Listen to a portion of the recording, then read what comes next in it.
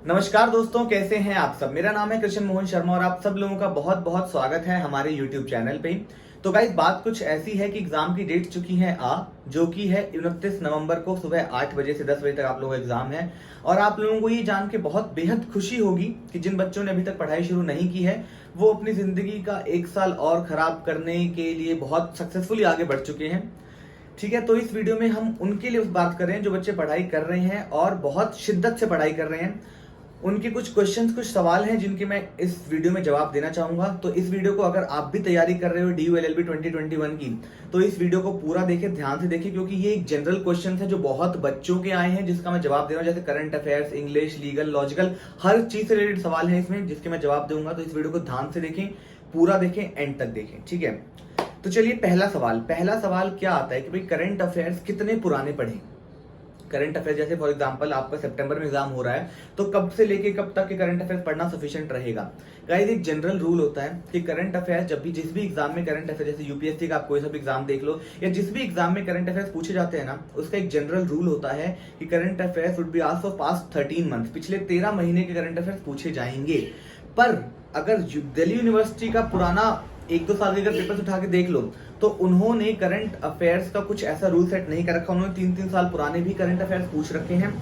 तो इसीलिए मैं आप लोगों को रेकमेंड करना चाहूंगा कि अगर आप करंट अफेयर्स पढ़ रहे हो तो पिछले एटलीस्ट 2 साल के तो पढ़ के जाएं। अगर आप अपना करंट अफेयर्स वाला पॉइंट बहुत स्ट्रांग रखना चाहते हो तो कम से कम पिछले 2 साल यानी मई 2019 से लेके फॉर से अगस्त 2021 तक के करंट अफेयर्स आप लोगों को पता होने चाहिए पूरा अच्छे से। अगर आप पढ़ रहे हो तो कम से कम इतना तो आप टाइम स्पैन कवर, ये टाइम लाइन तो आपको कवर करनी ही चाहिए। ठीक है, दूसरा सवाल आता है कि भाई क्या स्टैटिक जीके भी पढ़नी है। गाइस, दिल्ली यूनिवर्सिटी के सिलेबस में static GK is not the part of your exam syllabus. Exam syllabus का स्टैटिक जीके पार्ट नहीं है। लेकिन पिछले साल का अगर आप पेपर उठा के देखो तो उन्होंने यूएन पे कम से कम बहुत सारे क्वेश्चन, एटलीस्ट 10 अराउंड क्वेश्चंस थे यूएन पे, जो कि स्टैटिक जीके का पार्ट था। तो इसीलिए पर स्टैटिक जीके मैं ये कहूंगा कि आपके पास जो भी बुक्स है, फॉर एग्जांपल अगर आपके पास सिंगल है, यूनिवर्सल है, जो भी बुक आप फॉलो कर रहे हो, हर बुक में स्टैटिक जीके पे बहुत मेजर पार्ट होगा, बहुत सारी हिस्ट्री है, बहुत सारी ज्योग्राफी है।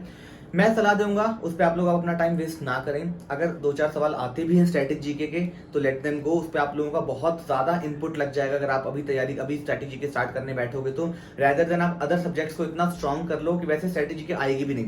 पर इनकेस अगर 2-3 क्वेश्चन आ भी जाते हैं तो आपके अदर पार्ट्स इतने स्ट्रॉन्ग हैं कि आप उन क्वेश्चन 3-4 क्वेश्चन को लेट गो कर सकते हो।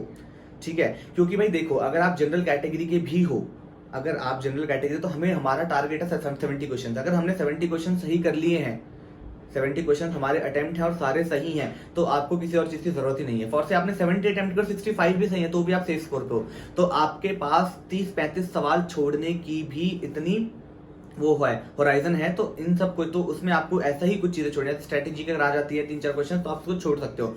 तो आई वुड रेकमेंड कि स्ट्रेटेजी पर अपना टाइम वेस्ट ना करें, रेदर देन आप अलग बाकी सब्जेक्ट्स को और स्ट्रॉन्ग कर लो। नेक्स्ट है, अगला सवाल आता है कि भाई करंट अफेयर्स कहां से पढ़ें। गाइस, करंट अफेयर्स कहां से पढ़ें, कोई सी भी मैं किताब बता दूं, कोई सा भी मैं सोर्स बता दूं, कोई भी यूट्यूब चैनल बता दूं, कुछ भी बता दूं, सब में करंट अफेयर्स तो सेम ही है। ठीक है, तो जो आपको अच्छा लगता हो, जो आपको समझ आता हो, जो आपको ज्यादा ट्रस्ट वर्दी लगता हो, आप उस सोर्स को फॉलो करो। कोई बुक उठा लो, कोई सा यूट्यूबर उठा लो, कुछ भी उठा लो, करंट अफेयर्स सबसे हम बताएंगे। ठीक है, पर सवाल ये आता है, पर मैं जो पर्सनली रेकमेंड करता हूं, जो बच्चे मेरे से पूछते हैं कि भैया आप क्या पढ़ते थे, तो भाई मैं हमेशा करंट अफेयर्स की कोई ऐसी मैगजीन या ऐसी बुक रेफर करता हूं जिसमें करंट अफेयर्स एमसीक्यू फॉर्म में दे रखे हो।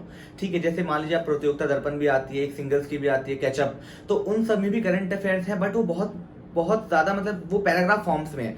तो मैं ज्यादा पैराग्राफ फॉर्म रेकमेंड नहीं करता। मतलब मेरे को खुद समझ नहीं आता, मैं पूरा पैराग्राफ पढ़ लूं, अगर आप उसी पैराग्राफ में मेरे को एमसीक्यू उठा के दोगे तो मैं शायद उसका जवाब ना दे पाऊं। पर वहीं अगर मैं एमसीक्यूज पढ़ के जा रहा हूं और पेपर में उसमें से कोई एमसीक्यू आ जाए तो मैं उसका जवाब हो सकता है बहुत इजीली दे दूं। तो इसलिए आई वुड रिकमेंड कि कोई भी करंट अफेयर्स की अगर आप मैगजीन या बुक उठा रहे हो तो ऐसी बुक या मैगजीन उठाओ जिसमें करंट अफेयर्स पूरा सिर्फ एमसीक्यू फॉर्म में है। अगर आप मेरे से कोई बुक पूछो तो मैं अरिहंत की युवा आप लोगों को रेफर करना चाहूंगा। जो अरिहंत की युवा है बहुत बेटर बुक मानी जाती है। मतलब मैं उसको खुद भी मैं भी अरिहंत की युवा ही फॉलो करता था। वो आपको ऑनलाइन ऑफलाइन कहीं भी मिल जाएगी। ठीक है, अब अगला सवाल आता है लीगल के सेक्शंस। क्या हमें लीगल में, लाइक जैसे लॉज है हमारे आईपीसी, सीआरपीसी, कॉन्ट्रैक्ट, क्या हमें उनको बेरेक्ट से पढ़ना है, क्या हमें उनके सेक्शंस टू सेक्शंस याद होने चाहिए? जी नहीं, सेक्शन टू सेक्शन याद करने की कोई जरूरत नहीं है। अगर जैसे कि पुराना भी देखो आप उठा के, तो यूनिवर्सिटी ना सेक्शन पूछती भी है, मान लो मैं कह रहा हूँ पूछती है, तो जैसे आईपीसी के जैसे कुछ पेपर्स में ना उन्होंने कॉन्ट्रैक्ट के भी सेक्शन पूछे थे, पर वो सेक्शन बहुत जनरल थे, जैसे ऑफर, एक्सेप्टेंस, कंसिडरेशन, इन चीजों के सेक्शन पूछे। अगर हिंदू लॉ देखो तो डाइवोर्स का, आरसीआर का, अगर आईपीसी देखो तो मर्डर, रेप, सेक्सुअल हेरेसमेंट और अटेम्प्ट टू सुसाइड, अटेम्प्ट, ये सारे बहुत जनरल सेक्शंस पूछ रखे हैं। इसके लिए आप लोगों को बेयर एक्ट उठाने की जरूरत नहीं है। आपके पास जो भी बुक है उस हर बुक में कुछ सेक्शंस उसमें दे रखे होंगे, इंपॉर्टेंट सेक्शंस की एक लिस्ट होगी, आप उस बुक से उन सेक्शंस को पढ़िए, वो मोर देन सफिशिएंट है। भाई आप लोग एंट्रेंस देने जा रहे हो, हालांकि मैं मानता हूं कि भाई यूनिवर्सिटी को पूछना नहीं चाहिए सेक्शंस, यूनिवर्सिटी को सेक्शंस पूछने नहीं चाहिए, ठीक है, पर फिर भी अगर यूनिवर्सिटी सेक्शंस पूछ रही है तो भी वो बहुत जनरल सेक्शन पूछेगी, आप लोगों को इतना कुछ डेप्थ में पढ़ने की बेयर एक्ट जरूरत नहीं है, ठीक है। अगला सवाल है कि भाई इंग्लिश कहाँ से पढ़ें? इंग्लिश कहीं से भी ना पढ़े, इंग्लिश आप लोग छोड़ दो, बिल्कुल छोड़ दो। मैं कह रहा हूँ जो भी, जैसे अगर कुछ पढ़ना भी है ना, दिन में आधा घंटा दो, सिनोनिम्स, एंटोनिम्स देख लो, जो भी आपकी बुक है, पर इंग्लिश की कोई तैयारी नहीं है। कुछ बच्चे इंग्लिश में 2-3 घंटे लगा रहे हैं रोज के, कोई फायदा नहीं है भाई। उसके बदले में अगर आप कोई और सब्जेक्ट देखो जो ज्यादा आपको आउटपुट दे, क्योंकि भाई इंग्लिश एक समुंदर है, उस समुंदर में मैंने आपको पहले ही बता रखा है भाई कितना पानी, क्या पूछेंगे क्या नहीं, कोई नहीं है। तो इंग्लिश वाला टाइम आप लीगल, पॉलिटी, करंट को दो, तो हो सकता है आपका ज्यादा बेनिफिट हो एज कंपेयर टू इंग्लिश, ठीक है। उसके अलावा अगला सवाल है reasoning and maths. Reasoning and maths कहाँ से करें, कितनी करें? बहुत जनरल आती है, बहुत बेसिक आती है, 10th 12th लेवल की आती है, 12th भी नहीं मैं कहूँगा, in fact probability, permutation, 10th level तक की रीजनिंग और मैथ्स आती है। तो इसके लिए आप लोगों को बहुत ज्यादा नहीं, दिन में अगर 1 घंटा भी दे रहे हैं, आप टॉपिक्स उठाते रहिए, तो टॉपिक्स, कुछ भी टॉपिक्स आपके पास जो भी बुक है उसमें प्रॉपर टॉपिक्स दे रखे हैं, सिलॉजिज्म हो गया, time, speed, distance, time and work, permutation, probability, combination, इन सब टॉपिक्स को आप उठाइए, रोज 1-1 घंटा एक एक टॉपिक को आप कवर करते रहिए, पीछे जो क्वेश्चन है वो क्वेश्चन बनाते रहिए, मोर देन इनफ हो जाएगा। लास्ट सवाल है कि भैया पॉलिटी में आप क्या करें, कैसे करें?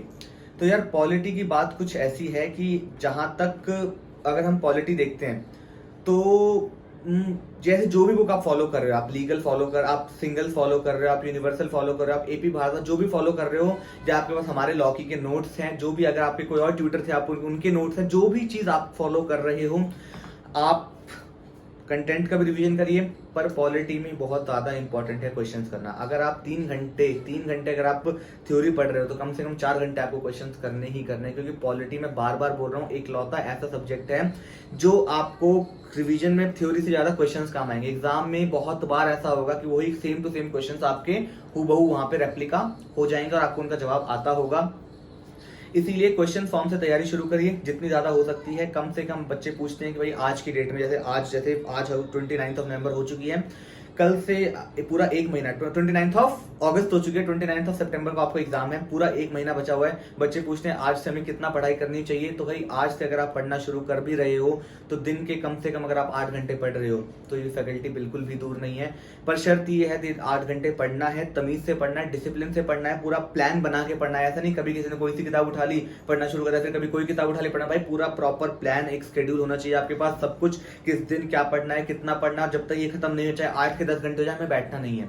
बहुत इजीली पूरा सिलेबस कवर हो जाएगा, सब कुछ हो जाएगा, बस मेहनत करते रहिए। बाकी मैंने कोशिश की है कि मैंने सारे सवाल जो बच्चों के आए, और भी कुछ सवाल थे कि भाई एडमिट कार्ड कब आएंगे, हमारे सेमेस्टर कब शुरू होंगे, फर्स्ट सेमेस्टर के एग्जाम्स कब होंगे, ये सब सवाल बहुत ही रेलिवेंट थे जो मैं अभी इस वीडियो में नहीं कवर कर रहा हूँ।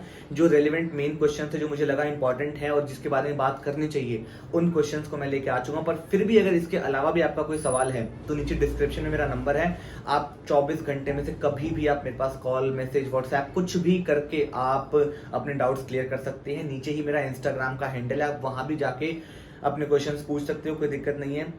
बस शर्त ये है भाई पढ़ते रहो, पढ़ाई करो। जो बच्चे बोलते हैं ना कि भाई एग्जाम आसान होता है, मुश्किल होता है, कुछ भी होता है, तो भाई एग्जाम आसान हो चाहे मुश्किल हो, बिना पढ़े कोई एग्जाम क्लियर नहीं होता, ठीक है। तो पढ़ाई करते रहिए।